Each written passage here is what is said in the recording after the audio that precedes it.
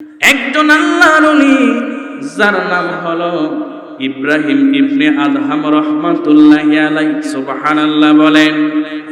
তিনি এমন একজন বাদশা ছিল, এমন একজন প্রধানমন্ত্রী ছিল, যিনি স্বর্ণের চেয়ারে বসতো, যিনি স্বর্ণের প্লেটে খাবার খেত, যিনি স্বর্ণের পেয়ালায় পানি পান করত। শুধু তাই নয়, ইব্রাহিম ইবনে আদহাম রাহমাতুল্লাহি আলাইহি 1 বছর নয়, 2 বছর নয়, 30 বছর তার রাষ্ট্র চালিয়েছেন। জবান খুলে বলেন না সুবহানাল্লাহ।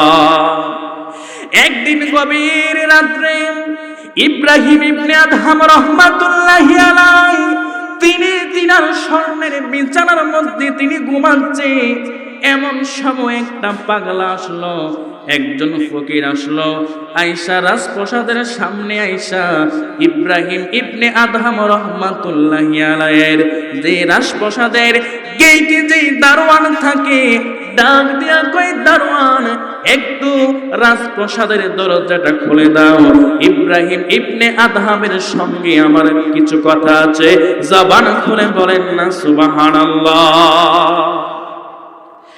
এবার সেই প্রজা ডাক দিয়া কই, না না না না, এত গভীর রাত্রে বাদশার সঙ্গে দেখা করা যাবে না। এমন সময় তিনি একটা ধমক মারলেন, সেই প্রজা একটু ভয় পেলেন।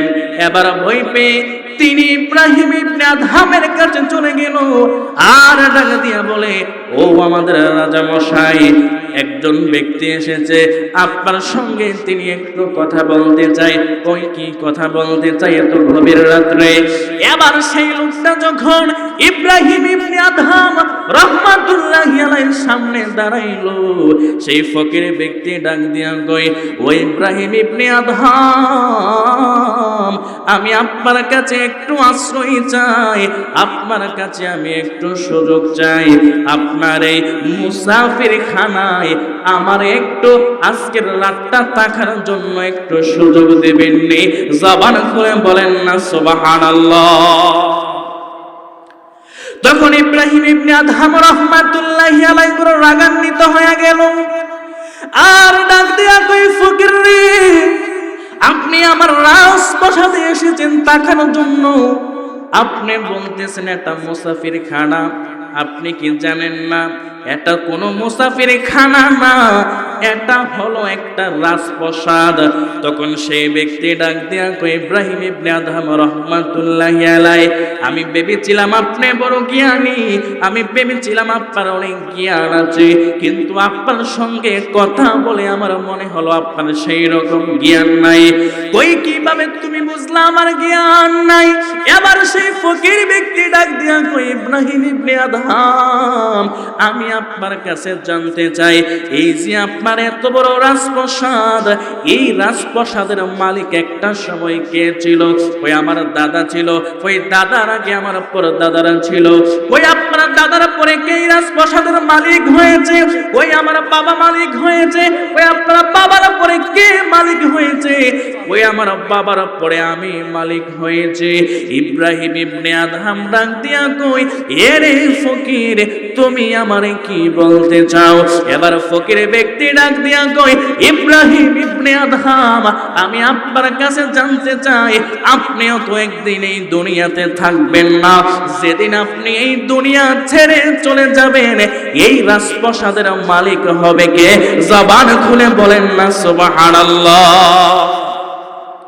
এবার ইব্রাহিম ইবনে আদহাম রাহমাতুল্লাহি আলাইহি, তিনি তৎকালীন সময় সবচাইতে বড় বাদশা ছিল, ডাক দিয়া কই, আমার পরে আমার সন্তানই রাজপ্রাসাদের মালিক হবে। এবার ফকির ব্যক্তি ডাক দিয়া কই, ও ইব্রাহিম ইবনে আদহাম, এখনো আপনি বোঝেন নাই, এই কিছুর মালিক তো আপনি না, এক সময় আপনার পর দাদা ছিল, আপনার দাদা ছিল, এখন আপনি হয়েছেন, এরপরে আপনার সন্তান হবে। এই রাজপ্রাসাদের মালিক যদি এত বছরের ভিতরে এতজন পাল্টাইতে পারে, তাইলে এটা যে মুসাফির খানা, এতে কোনো সন্দেহ নাই। জবান খুলে বলেন না সুবহানাল্লাহ। শুধু তাই নয়, ইব্রাহিম ইবনে আদহাম রাহমাতুল্লাহি আলাইহি বুঝতে পারলো, তার চক্ষু খুইলা গেল। আরেকদিন ইব্রাহিম ইবনে আদহাম রাহমাতুল্লাহি আলাইহি তিনি গভীর রাত্রে ঘুমাচ্ছেন। তার কাছে মনে হলো তার রাজপ্রাসাদের চাঁদের ছাদের মধ্যে যেন কিচির মিচির আওয়াজ শোনা যায়। সুবহানাল্লাহ বলেন।